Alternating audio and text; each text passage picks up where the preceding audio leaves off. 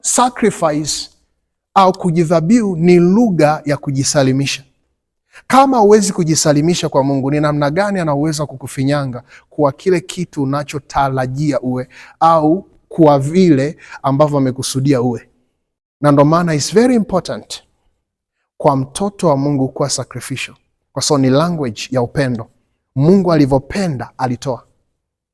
Ni namna gani unajitoa kwake? Ni namna gani unajitoa kuwepo weponi mwake? Ni namna gani unajitoa kushiriki kwenye ajenda zake za ufalme, ambacho kinamfanya Mungu aone kuna umuhimu wa kukusogeza karibu, akufinyange ili kusudi kukuinua hatua nyingine, kukuinua kwenye uthamani mwingine, ili kusudi kwa hatua hiyo mpya utafanya kwa ubora zaidi, utafanya kwa ukubwa zaidi, kwa viwango vya tofauti zaidi, tofauti na ulivyokuwa unafanya mwanzo.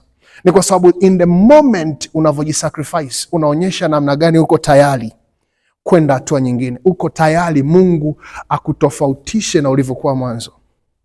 So hiyo ni language of sacrifice.